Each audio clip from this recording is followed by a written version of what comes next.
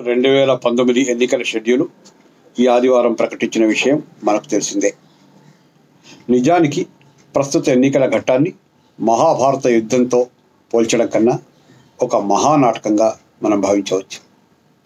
ఈ ఆధునిక నాటకంలో అత్యున్నత పురస్కారం ఆస్కార్ లాంటిది ఏమైనా ప్రకటిస్తే అది దక్కించుకోగల ఏకైక ప్రతిభా సంపన్నుడైన మహానటుడు నరేంద్ర మోదీ అని మనమందరం అంగీకరించాలి.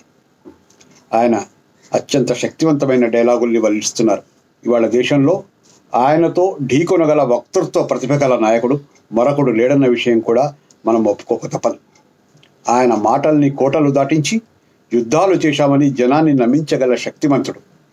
వినేవాళ్ళు నోళ్లు వెళ్ళబెట్టుకొని విని భక్తి పారవశ్యానికి గురయ్యేంత ప్రతిభావంతంగా చెప్పగల కళ మోదీకి ఉన్నది.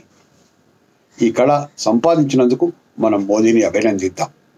కానీ నిజానికి నరేంద్ర మోడీ 2014 ఎన్నికల ముందే ఈ కళను అద్భుతంగా ప్రయోగించారు. అన్ని అక్రమాలకు పాల్పడింది కాంగ్రెస్, ఇతర పార్టీలేనని సమర్థవంతంగా నిరూపించారు. గతంలో నరేంద్ర మోడీ అధికారంలోకి రావడానికి యూపీఏ ప్రభుత్వం పట్ల ఉన్న వ్యతిరేకత, యువతలో ఉన్న అసంతృప్తి, వివిధ కుంభకోణాలపై ప్రజల ఆందోళన కూడా కారణమయ్యాయి. దానివల్ల మనందరికీ తెలిసిన విషయం ఏమిటంటే బీజేపీ ఓటు బ్యాంకు 12% పైగా పెరిగింది. కాంగ్రెస్ ఓటు బ్యాంకు 9.3% పడిపోయింది. ముఖ్యంగా ఉత్తర పశ్చిమ భారతదేశంలోని కేవలం 10 రాష్ట్రాల్లోనే నరేంద్ర మోడీ మొత్తం 303 సీట్లలో 243 సీట్లు అంటే 80% సీట్లు సంపాదించుకోగలిగారు. కానీ అప్పటి పరిస్థితులు ఇప్పుడు ఉన్నాయా? ఆనాటి నైతిక బలంతో ఇప్పుడు కూడా కాంగ్రెస్ ఇతర పార్టీలపై బీజేపీ చేయి సాధించగలదా అన్న విషయం మాత్రం చర్చనీయాంశం. 2014లో జరిగింది ఖచ్చితంగా జాతీయ పోరు అని మనమందరం ఒప్పుకోవాలి. అప్పుడు యూపీఏకు మోదీ సారథ్యంలోని బీజేపీకి మధ్య జాతీయ స్థాయిలో పోరాటం జరిగింది. రాష్ట్రంలో ఉన్న రాజకీయ సమీకరణాలన్నీ అప్పుడు గాల్లో కొట్టుకుపోయాయి. నరేంద్ర మోడీ విపక్షాలపై చేసిన ఆరోపణలు ఆనాడు జాతీయ స్థాయిలో ప్రాధాన్యత సంతరించుకున్నాయి. ఇప్పుడు ఆయన ఆరోపణలను తిరిగి లేవనెత్తి విజయం సాధిస్తారా అన్నది మాత్రం నాకు అనుమానమే.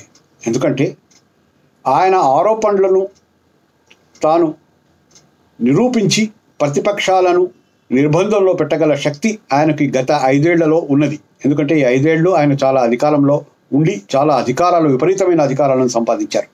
సిబిఐ లాంటి సంస్థలు గతంలో కంటే ఎక్కువగా అధికార పక్షానికి దాసోహమయ్యాయన్న విషయం మనకు తెలిసిందే. కనుక ఆయన తలుచుకుంటే ఈ సంస్థలను ప్రతిపక్షాలపై ప్రయోగించి వారిని మరింత నిర్వీర్యం చేసే అవకాశం ఉంది. నిజానికి ఆ ప్రయత్నం ఆయన కొంతమేరకు చేశారు కూడా. చాలామంది ప్రతిపక్ష నేతలను, వారి అస్మదీయులను వేటాడారు కూడా. నిజానికి బోఫోర్స్ను కూడా ఆయన సమాధి నుంచి తవ్వి తీసే ప్రయత్నం చేశారు. 2015లోనే బోఫోర్స్పై ఢిల్లీ హైకోర్టు కేసును కొట్టివేసిన విషయం మనకు తెలిసిందే. కానీ 13 సంవత్సరాల తర్వాత ఆయన బోఫోర్స్ కేసును తవ్వి తీసి మళ్ళీ సుప్రీంకోర్టుకు వెళితే సిబిఐ దాఖలు చేసిన పిటిషన్ను సుప్రీంకోర్టు బుట్ట దాఖలు చేసింది. 2G కేసు విషయంలో కూడా కోర్టు అందరి నిందితులను విముక్తులు చేసింది. మరి ఏ ఆధారాలతో నరేంద్ర మోడీ 2014లో చేసిన ఆరోపణలను మళ్ళీ ఇప్పుడు పునరావృతం చేయగలుగుతారు? నిజానికి ఆనాడు లోక్పాల్ కావాలని కూడా అన్నా హజారే లాంటి వాళ్ళు నిరాహార జరపడంతో మోదీ అనుకూల వాతావరణం ఏర్పడింది. అట్లాంటి లోక్పాల్ను కూడా మోదీ ఏర్పరచలేదు. పైగా ఉన్న వ్యవస్థలు నిర్వీర్యమయ్యాలనే ఆరోపణలను ఆయన ఎదుర్కొంటున్నారు. రాఫెల్పై కాంగ్రెస్ ఆరోపణల గురించి మనం తర్వాత చర్చిద్దాం. కానీ మోదీ హయాంలో కూడా బ్యాంకింగ్ కుంభకోణాలు, పెద్ద నోట్ల రద్దు వంటి పలు నిర్ణయాలు జరిగాయి. అవి విఫలమయ్యాయన్న విషయం కూడా మనకు తెలుసు. ఈ రీత్యా 2014లో జరిగినట్టు ఇప్పుడు జాతీయ స్థాయిలో పోరాటం మాత్రం జరగడం లేదు. ఇది ఒక ప్రాంతీయ స్థాయిలో జరుగుతున్న పోరాటం మాత్రమేనని నేను అనుకుంటున్నాను. దేశంలోని 29 రాష్ట్రాల్లో ఇప్పుడు పోటీ కేంద్రీకృతమైంది. ఒక్కొక్క రాష్ట్రంలో పరిస్థితి వేరువేరుగా ఉంది. రాష్ట్రాలు ప్రాంతీయుల వారిగా చూస్తే బీజేపీ గత ఎన్నికల్లో 73 సీట్లు గెలిచిన ఉత్తరప్రదేశ్లో ఈసారి అన్ని సీట్లు గెలవడం కష్టం. అక్కడ అది ఎస్పీ, బీఎస్పీ, ఆర్ఎల్డీ కూటమిని, కాంగ్రెస్ను ఎదుర్కోవాల్సి ఉంది. యోగి ఆదిత్యనాథ్ ప్రభుత్వం పట్ల అక్కడ వ్యతిరేకత కూడా ఉంది.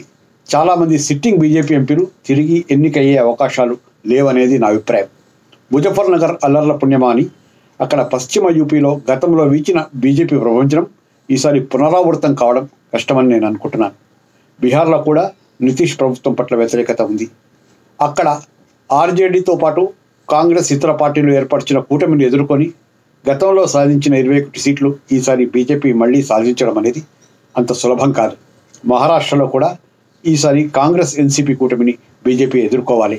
అక్కడ గతంలో బీజేపీకి 23 సీట్లు వచ్చాయి. ఈసారి అన్ని సీట్లు వచ్చే అవకాశాలు లేవు. కర్ణాటకలో కాంగ్రెస్ జేడీఎస్ కూటమి మూలంగా బీజేపీ సంఖ్యాబలం గతంలో గెలిచిన 17 సీట్ల కంటే 8 సీట్లకు పడిపోతుందని అంచనాలు వినిపిస్తున్నాయి. పశ్చిమ బెంగాల్లో, ఒడిశాలో కొంత ఊపు వస్తుందని అంటున్నారు. ఎంత ఊపు వచ్చినా, అది 100% ఊపు వచ్చినా బీజేపీ గతంలో గెలిచిన స్థానాల కంటే రెట్టింపు స్థానాలు సంపాదిస్తుంది. ఉదాహరణకు పశ్చిమ బెంగాల్లో గతంలో 1 సీటు సంపాదిస్తే ఈసారి మహా అయితే 2 సీట్లు సంపాదించవచ్చు. ఒడిశాలో మహా అయితే 3 నుంచి 5 సీట్లు సంపాదించవచ్చు. ఇక తమిళనాడులో అన్నా డిఎంకే విషయంలో బీజేపీ అనేక రకమైన పొరపాట్లు చేసింది. ఆ పార్టీని రెండుగా చీల్చి మళ్ళీ కలిపింది. అక్కడ జయలలిత మరణానంతరం శశికళ జైలు పాలైంది. ఈ పరిణామాలన్నింటినీ మోడీ రిమోట్ కంట్రోల్ ద్వారా నియంత్రిస్తున్నారనే ప్రచారం ఢిల్లీలో ఉంది. వీటన్నిటి రీత్యా ఈసారి అక్కడ మోదీకి పెద్ద రాజకీయ ప్రయోజనాలు ఏమీ లభించే అవకాశాలు కనబడట్లేదు.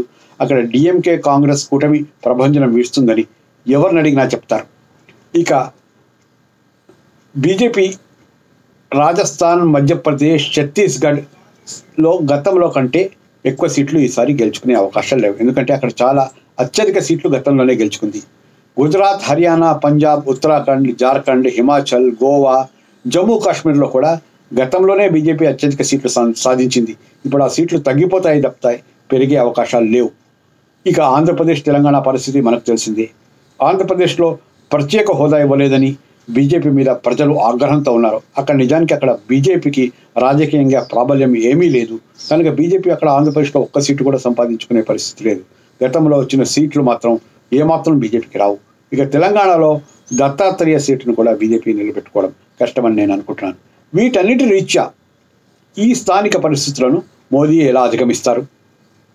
అలా అధిగమించాలంటే ఆయన ఏం చేయాలి? జాతీయ స్థాయిలో ఒక ప్రభంజనం ఆయనకు అనుకూలంగా వీస్తుందా? వీయాలంటే గతంలో మాదిరి ఆయన ప్రతిపక్షాలపై ఆరోపణలు చేసి నెగ్గుకు రాగలిగిన అవకాశాలు లేవు. పుల్వామా, బాలాకోట్ ఘటనల తర్వాత ప్రజల్లో దేశభక్తి ఉప్పొంగి వారు జాతీయవాదం ప్రభావంలో పడి మోదీకి అనుకూలంగా ఓటు వేస్తారని చాలామంది బీజేపీ నాయకులు ఆశిస్తున్నారు. అది నిజంగా జరుగుతుందా అన్న విషయం మనం తర్వాత చర్చిద్దాం. అంతవరకు సెలవు. నమస్కారం.